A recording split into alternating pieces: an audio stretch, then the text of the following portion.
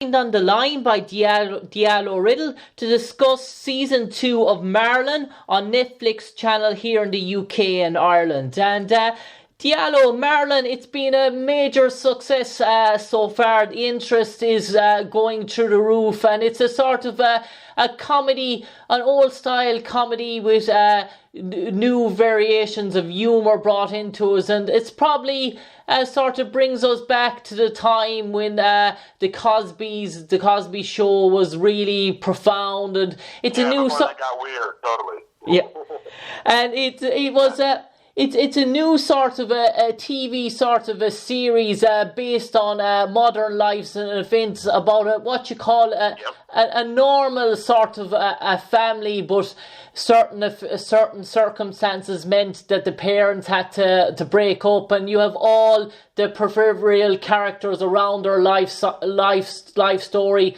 based in a short based in a short noose around them, and it's really compelling viewing. Yeah. I mean, like it's so based on Marlon's real life. In real life, you know, he still will hang out with and raise the children with his ex-wife. He said that because we are no longer married doesn't mean that we have to, you know, pretend to be enemies for the rest of our lives. And she agreed with that, and so he's bringing his unique life experiences to the show, and that's one of the exciting things about the show, is that he's able to pull on his real life experiences in sort of that kind of relationship.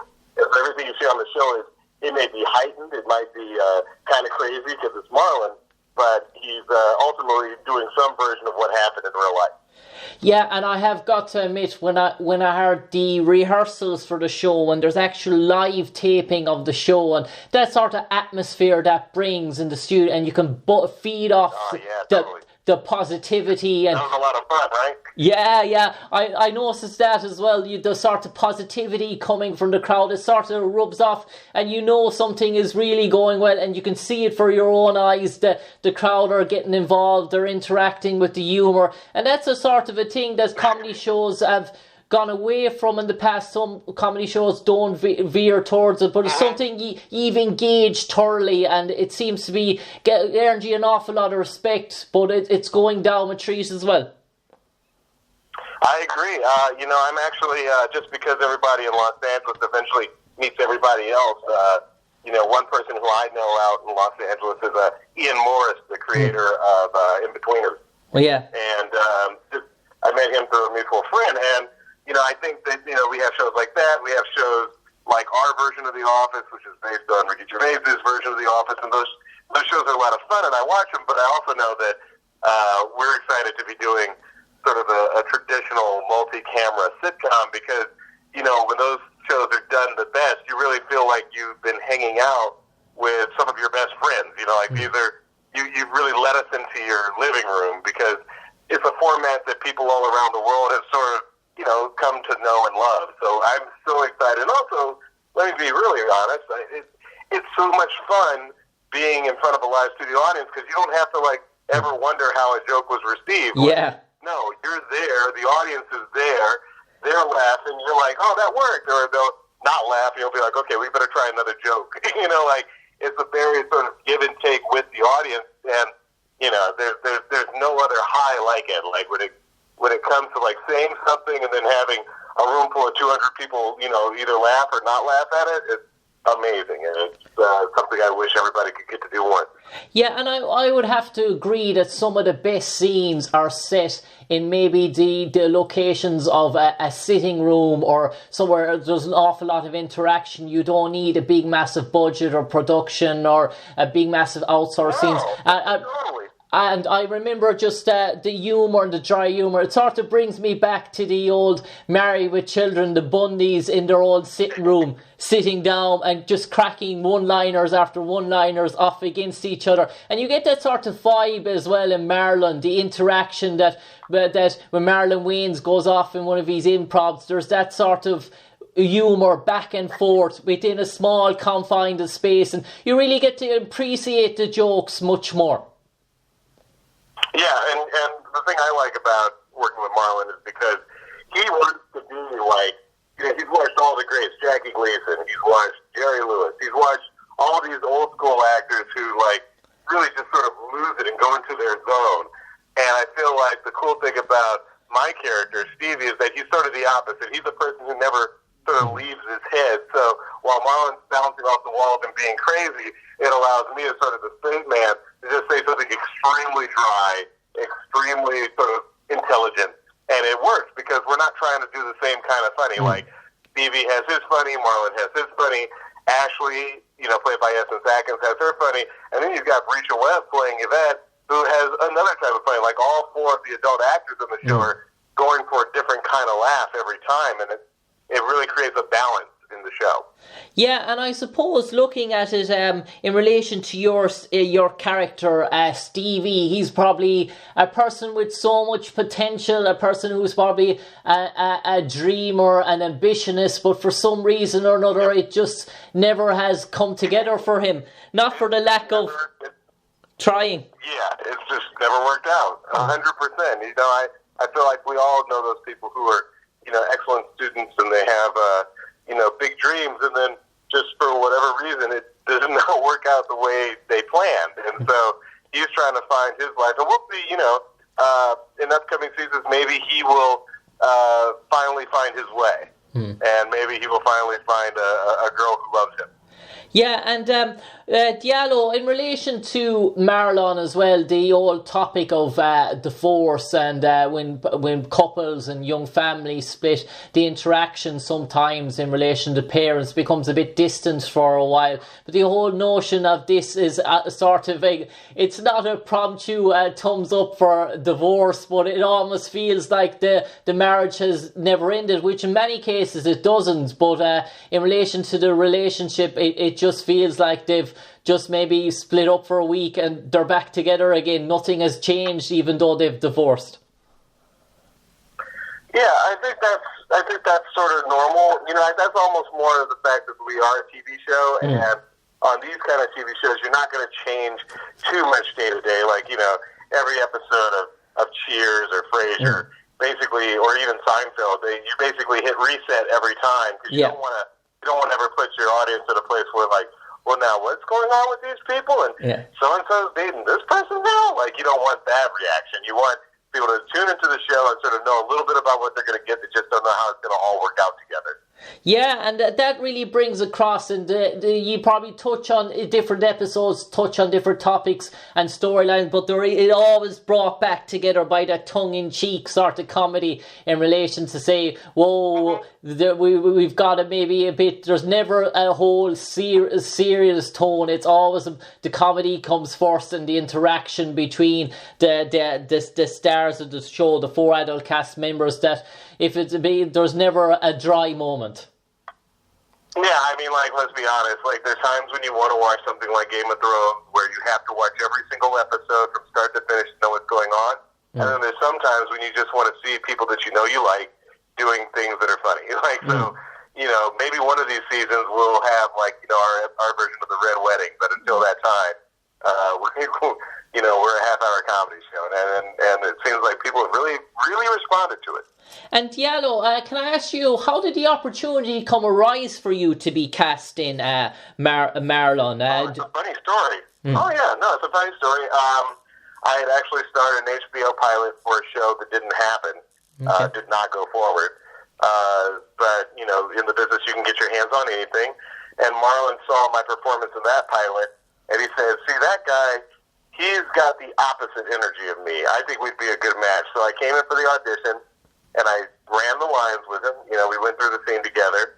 And then, I'll never forget, at the end of the audition, Marlon gave me this big bear hug. And I was like, well, that doesn't usually happen. And, I told my agents, I was like, hey, I think worst case scenario, Marlon and I really, we have good buddy chemistry here. I think they'll probably call me in for something in the show, somewhere down the line, maybe episode 8 or something like that. And then to my surprise, later that evening, they called and said, hey, they want you to do the show. So, to any actors who might be listening to this, I always say just constantly be acting. The only reason I even got that audition was because I was acting in something else. So no matter what the part, big or small, just go ahead and do it. If you say that you want to be an actor, just act. Do the local theater, do community theater, but you never know who's going to be watching that small play you do or see that small thing you did on that TV show and think, oh, that person's good. And I know in my case it changed my life. Yeah, and I suppose, Diallo, you have two strong, feisty, independent female characters on that show that really stand their own, and they really can mix the humour as well in Essence Atkins and Bresha Webb, who play Ashley and Yvette. Yep. And I suppose coming on stage as well, and you must have seen two actors of real pedigree. It must make you feel a sort of home that the ladies can hold their own in relation to improv and in relation to cracking up some real comedy gold. 100%. Those are two brilliant actresses. Here's a fun fact.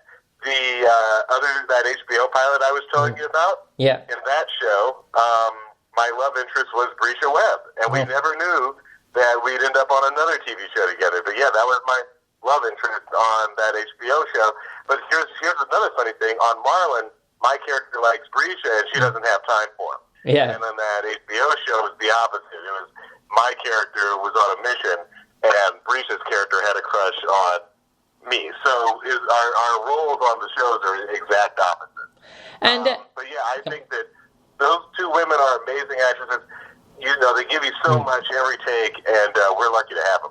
And Diallo, can I ask you about the production week now on the relation to the Marlon? I imagine there's so many episodes in season in relation to the time to shoot each episode. But maybe you can tell us through the production week when you come in, maybe of a Monday, do you get that script in relation to then rehearsals before the live rehearsals, in relation to maybe changes of words and maybe running off certain ideas that that actors or actresses might have. Can you maybe break down the production week from the time you get the script for an episode until the episode is actually shot before a studio audience?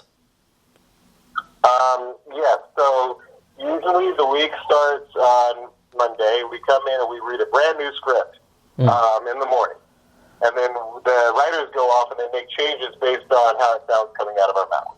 Like, did that joke work? Did that joke land flat? Do we need to change the story? Like sort of big picture notes.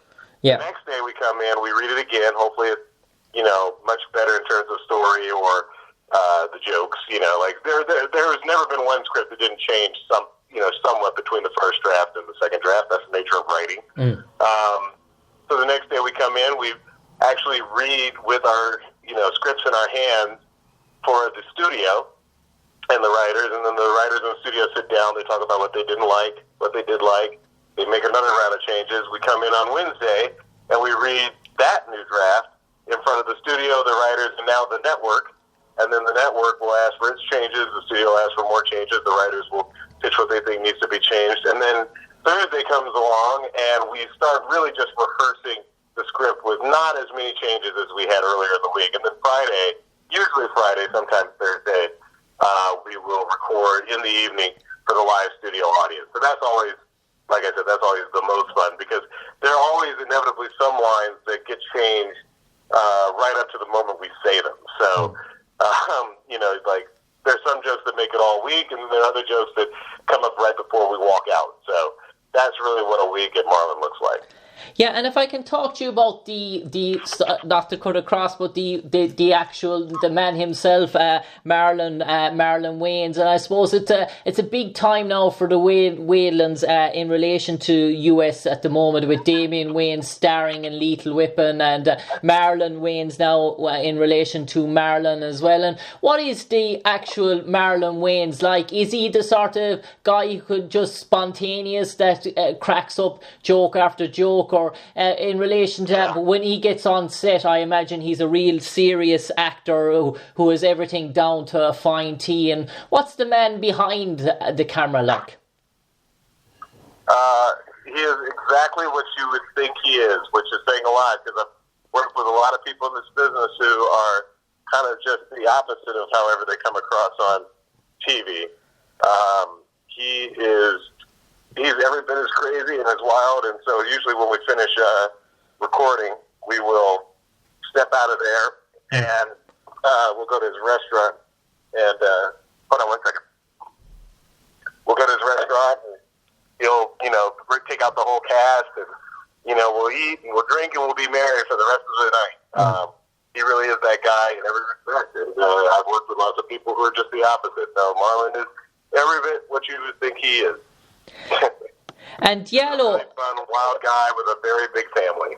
Yeah, and Diallo, if I can bring you on now to, we're probably coming down now to the last 30 seconds, and I leave this to you. Why should people here in Ireland tune in to season 2 on Netflix to watch Marlon, and what do you have in store coming up for us in season 2 that can put us on the edge of our seats, that maybe season 1 left us wanting more, and what does season 2 promise, and what does as Stevie would say, speaking for Stevie, why should the Irish audience tune in and get behind Marlon for season 2 on Netflix, and maybe hope in line that it'll create further seasons? I think your audience will love the humor. I think that there's something infectious about Marlon. In real life, Marlon has friends from almost every culture under the sun, and that's because he's such a genuine, fun, loving individual. And I think that comes across on the show. And I think that the rest of our cast are also very funny. I think if you enjoyed season 1, we had some big surprises in season 2, including maybe Yvette finally finding the man of her dreams, and will it be Stevie? You don't know. We did an entire episode about the early days of Marlon and Stevie's friendship. Oh, wow. I think is not just my favorite acting that I've ever gotten the chance to do in my life, but also it answers so many questions about why Marlon lets this guy sleep on his couch. Yeah.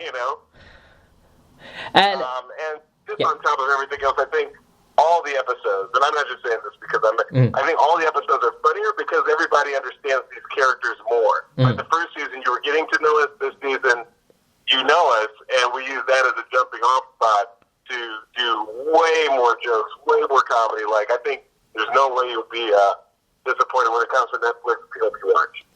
Diallo Riddle, it's been an absolute pleasure talking to you on the airwaves tonight as we look forward to season 2 of Marlon on Netflix channel here in Ireland and the UK. We wish you and your castmates thoroughly endearing success for the upcoming season and for many more seasons, and for whatever projects that you might find yourself down the line. Diallo, best of luck and take care.